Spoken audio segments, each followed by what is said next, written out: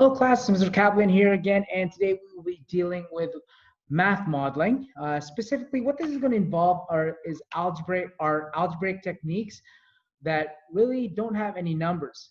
Basically, what we're going to do here is we're going to revisit in a similar fashion like we did with the one and two-step solutions. The only difference in this case, which might be a little bit hard to wrap your head around at first, is we will be just manipulating variables, and for the most part, there aren't any numbers. But the key goal that we want to see in this particular lesson is how we can use the basic concepts of performing opposite operations in order for us to solve for a variable that we are looking for. So let's get straight to it and look at modeling with formulas here. Now, as I said before, what we're going to see in this particular lesson is our operations dealing strictly with variables. However, when you're moving variables around, you do so in the exact same manner as you would numbers. So when we're dealing with formulas, as I said before, any letter that we want to isolate, you just have to ask yourself what operation we need to do in order to isolate that particular variable.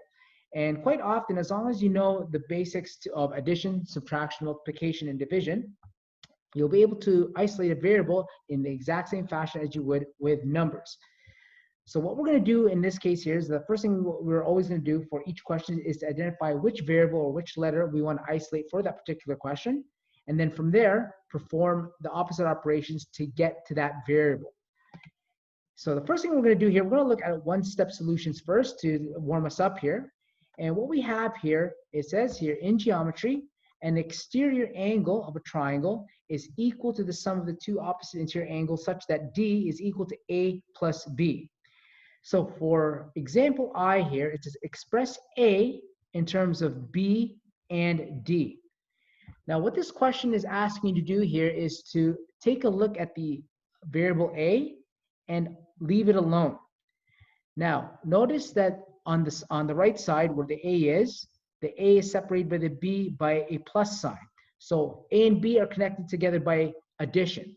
So what we want to do in this case here is we want to leave the A exactly where it is and then take care of the only variable in this case that is around it, which is, well, the positive B. Now, just like you would with a number, when you move a letter to the other side of the equal sign, the sign will change to the opposite sign. So what does that mean? We're going to take this B and we're going to move it to the other side, and it subtracts itself from the lowercase d. And the final answer for this, again, this is all strictly letters, that will be D minus B is equal to A. So anytime you're asked to express a certain letter, okay, that means to leave that particular letter alone. So using the same expression here, D equals A plus B, this time what we want to do here is to isolate the B. Now, just like the previous question, the A and B are separated by addition over here. So to isolate the B on the right side, we're going to keep it where it is.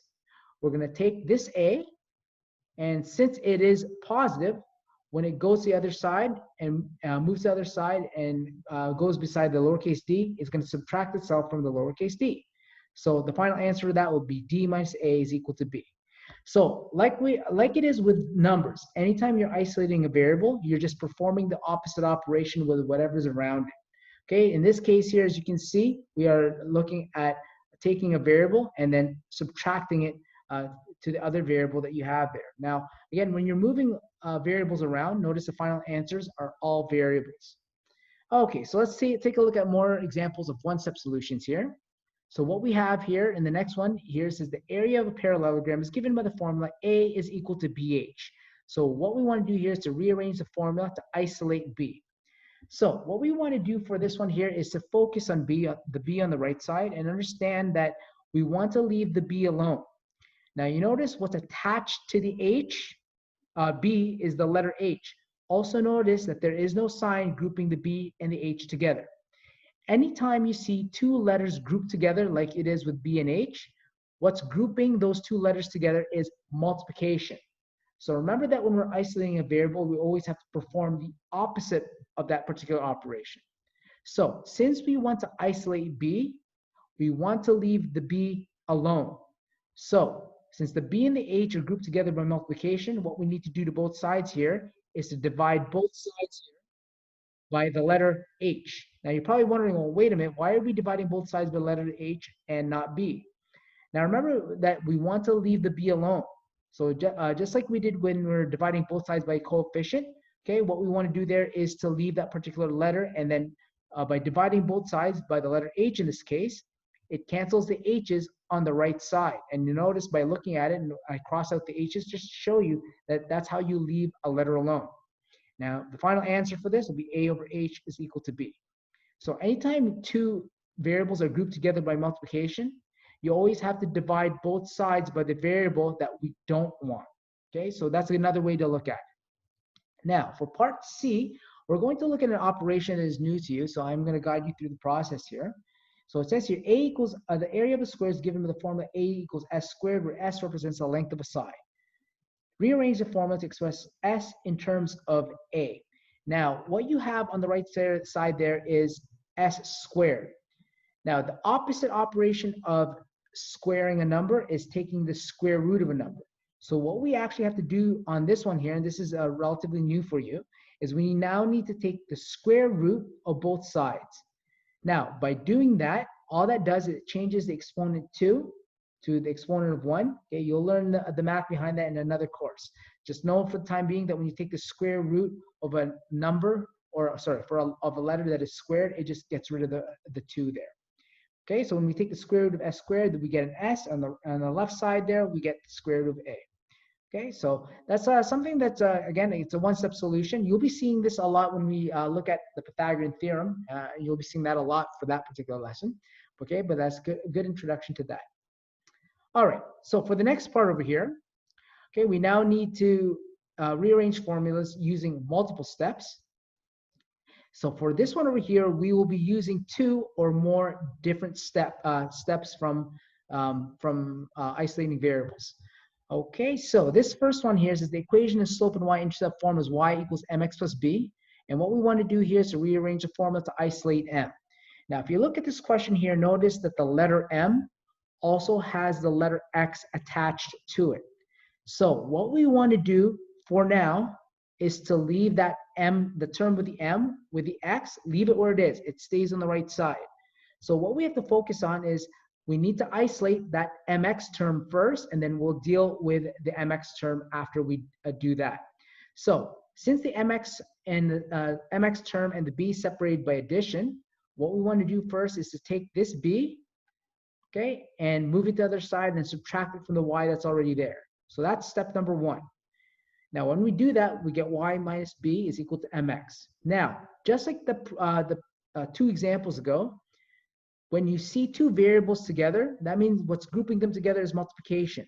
So what we have to do next here is we need to perform the opposite of that, which is division.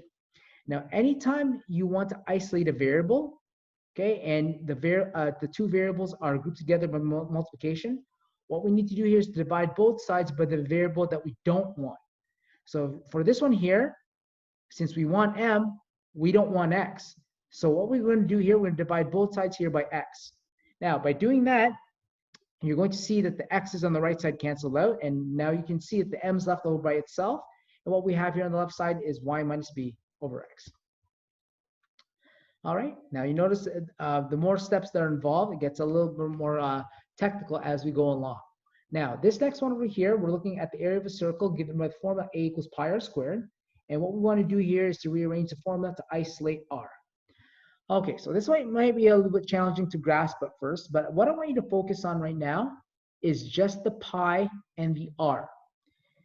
Okay, the reason why I'm doing that is because anytime you see a variable and it's squared, the square root step, which you're going to see in this one, is always the final step. So you're probably wondering, well, what is the first step here? So if you focus just on the pi and the r, okay, just like the previous example and 2 examples before that, when 2 variables or symbols are grouped together with no sign in between, they're grouped together by multiplication. So the pi and the r squared are grouped together by multiplication. So the first thing we need to do here is we actually need to isolate the r squared first, okay, by dividing both sides by whatever's not r squared. So in this case here, we're going to divide both sides here by pi. So that's our very first step. Now, I want you to see here when we do that, that cancels out the 2 pi's on the right side, and we're left over with a over pi equals r squared. Now, you're introduced to taking the square root of both sides, and that's exactly what we're going to do for this one. So to turn that r squared into an r, we're going to take the square root of both sides. Now, it looks a little bit funny when it comes to notation, but you are taking the square root of the entire fraction on the left side. So the final answer for this will be the square root of a over pi is equal to r. Okay, so again, just as a reminder that anytime you see a variable that is squared, that square root step is always the final step. So you need to figure out the steps that will get you to the r squared. Okay, and typically the operation involved with that is the division of whatever is attached to it. All right, so this next one over here is now involves a fraction, and for this question over here, we are going to look at the same formula, and we're going to look at solving for 2 different variables. One of them happens to only require 1 step, and the other one happens to require 2. So for part I here, using the formula r is equal to v over I, what we want to do here is to rearrange the formula to isolate v. Now, anytime you see a fraction, remember when we were solving for equations, whether it was 1 step, 2 step, or multi-step, anytime you see a fraction, to get rid of the fraction, you always multiply both sides by the denominator. Now, typically, we have seen only numbers as the denominator. In this example here, you notice the denominator happens to be a letter, but the rules do not change. In order for us to get rid of that denominator, which in this case here is the uppercase I, we need to multiply both sides here by that I. Okay, so whatever you do with numbers and whatever you do with letters are exactly the same thing. So when we multiply both sides here by I, okay, you notice what's going to happen here is the 2 i's on the right side cancel out. Now you can see when the 2 i's cancel out, guess what gets us over? The letter V. So the final answer for this will be IR is equal to V. All right, so again, using that formula, you can see that there's only 1 step involved in order for us to solve for that. Now, this next one over here might be a little bit challenging at first, but I want you to see here that the rules in math are exactly the same with little twists and turns to it. Now, what we're going to see in this one here, the first step, believe it or not, is exactly the same as the previous example. Anytime you see a fraction, you always want to get rid of it first by multiplying both sides by the denominator. So the first step to this one is exactly the same thing as the previous example. So let's see what happens there again. So we're going to multiply both sides by I. Okay, that cancels out the i's on the right side. And you notice what we get left over is the exact same thing as the answer from the previous example. Now, the only difference between this question here and the previous one is the fact that now we need to solve for the r. Now, if you look on the left side there, notice the I and the R are grouped together and there's no sign in between those 2 variables. So just as a reminder that anytime you see 2 variables glued together like that, they're grouped together by multiplication.